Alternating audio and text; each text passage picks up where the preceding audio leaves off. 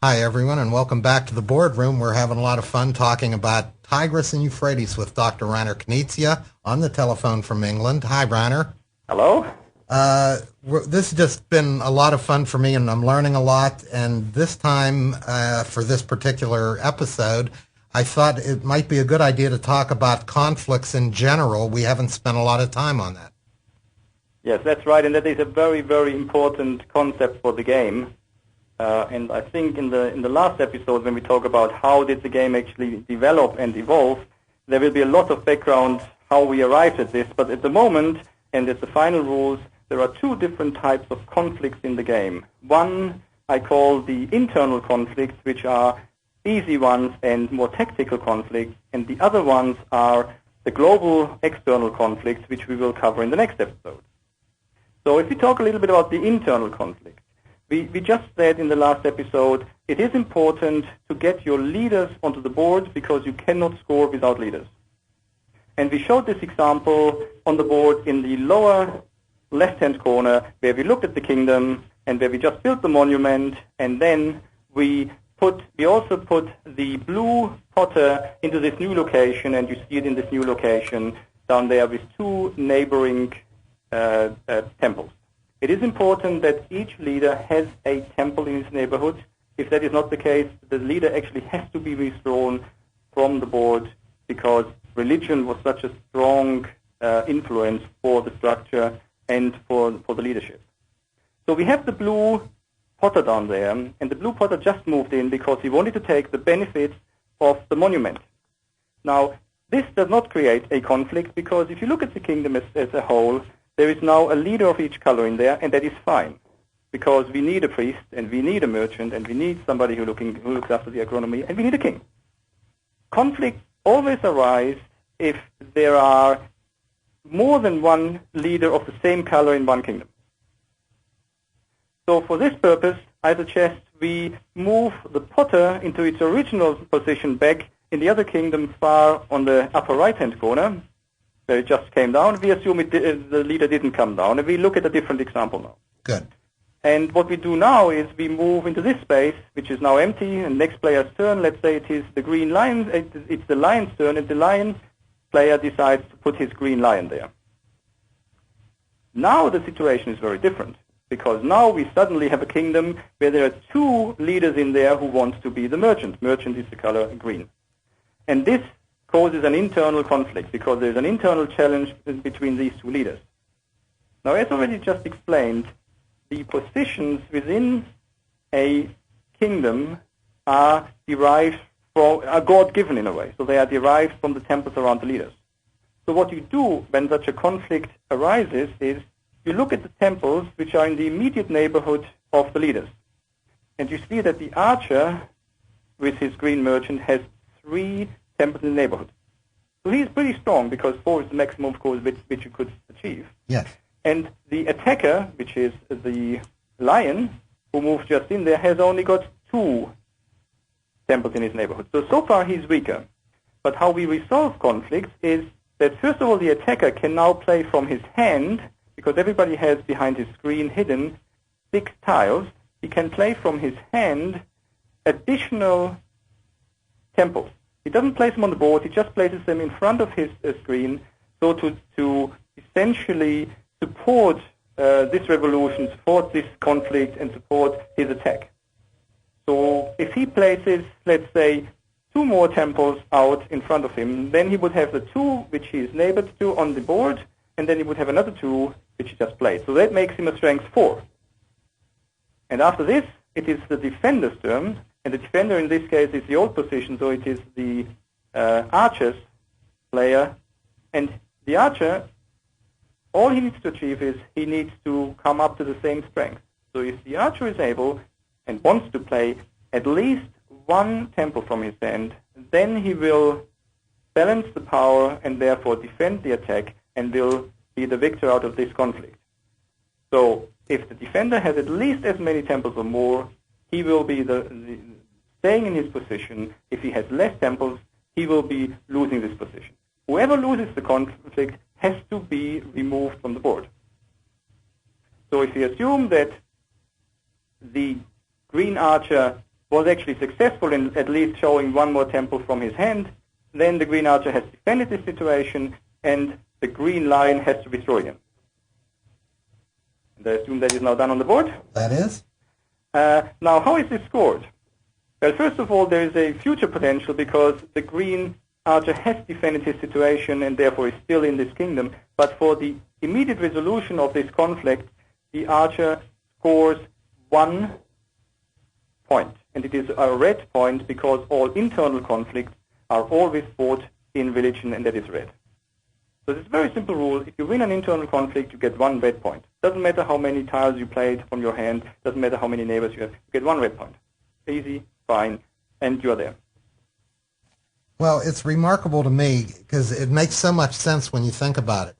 At this time of civilization, a single internal conflict would generally be, it would seem to me, resolved by the church. And that is, in fact, the way these are resolved with red tiles. When we get to external, then it's a whole new ball game. So we're, at least in this case, 1 red block would be awarded to the green, to the archer dynasty, and that would go to his victory points. Exactly. So essentially, I would still count the internal conflicts into the more basic tactical scoring opportunities. So if you just summarize what we can do, we can either play a tile and then always the leader of the respective color, doesn't matter to whom the leader belongs, will score 1 point once. Or I can try to get my leaders into kingdoms, as we just saw in this example, where there are monuments, and then I will continuously, always on my turn, score respective points for the leaders who are with the equal-colored monuments. And finally, we have the position, if we defend our leader, then we will get 1 point. Of course, internal conflicts are much less about winning this 1 red point. Internal conflicts are much more about placing leaders. Oh, so keeping him where he is. Okay. Getting the right position and making sure that I will have future scoring potential and that I build up my power. This will be very different if we talk about external conflicts, which are global conflicts where there's much more at stake. And many more points can be scored, I have noticed, too. In fact, the game can turn on 1 external conflict, and Absolutely. That'll be a lot of fun going through that. What happens now with the monuments as far as the scoring in that particular instance? Yeah, I mean, the vital thing why you want to stay on the board is if you have monuments which link to your color, which relate to your color, because, as we explained, that is a continuous income, and of course that will be the continuous struggle to have the positions in the kingdom where you control monuments. They bring you a lot of income. And in this respect, we are almost making back the loop how we started the whole second episode about the scoring opportunity. Oh, yeah. Because on the one side, if you control monuments, you want to keep on scoring to increase your scores. That means if I have a black monument in there, and if I have a black leader in there, like the Potter has, then he will score a black point every turn. So that finally he will come up to 10 or 12 points. And of course, at this point, he knows, looking at his scores, that he will no longer have a problem for the rest of the game in black, because the weakest color will score for him, and black will definitely no longer be his weakest color. However, that does not release the conflict and the struggle about the monuments, because that's, I think, where more or less the single focus of a player, how do I need to score, where is my weakness, changes into a multiplayer focus. Because, of course, what you want to make sure is that none of the opponents gains control of the monument, even if it doesn't hurt your score, but it will definitely boost the other player's score, and of course you want to avoid that. So it is not only looking at your own scores, where is my weakness, but also developing an understanding in the course of the game, where are the other players' weaknesses, and therefore where do I need to make sure through my play, and that is more now the advanced field already, where do I need to make sure through my play that the other players do not get good opportunities to score in their weakest areas, because that's where I need to catch them out, and that's where I need to beat them.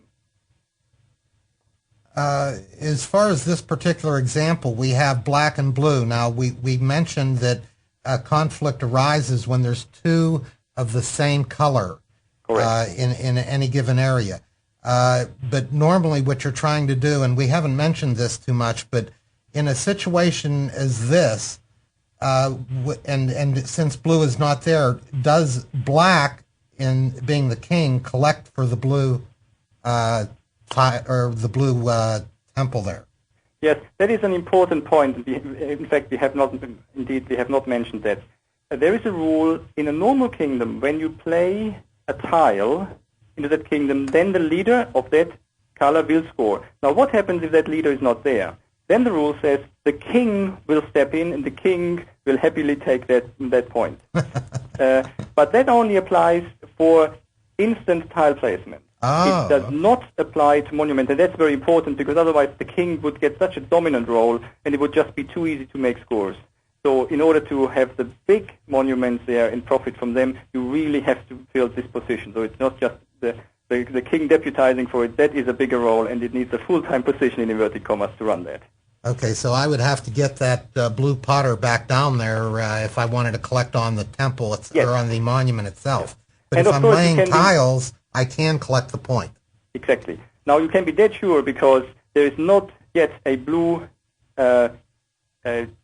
leader in that kingdom, that at the next possible turn, a blue leader will appear there, because without the conflict, the leader can just take this position, and from then onwards can collect all these nice blue points. So there will be quite a struggle once the leader is there, that some other leaders, either blue or black, will try to come in and take over the income from the monument. And especially from somebody who has not their blue leader on the board at all yet, would probably be very likely to move it there. Absolutely. That is exactly where the scoring system brings the focus. You need to look at your scores. You need to see, where am I weak? And you do not look at the board and say, where are the best scoring opportunities? You look at your points and say, where am I weak, and therefore what do I need to do to improve my weaknesses? And players who see that they are weak in black or in blue, as you say, of course will see that as a major opportunity for a long-term income in their weakest colors, and therefore really to boost their overall results. So in this case, the blue, and nobody can score without having a leader on the board. So in this case, probably the blue bull would move into that area, and of course there would be no conflict, right? That's absolutely right, yes. Well, I think that just about covers what we wanted to on the basic scoring. We're going to be back with our third episode, actually, on advanced play and advanced scoring, and that's going to cover a lot of the external conflicts of Tigris and Euphrates, which really piles up the points, so you don't want to miss that one. Again, for Reiner, my name is Bob Schwartz. Thanks for watching.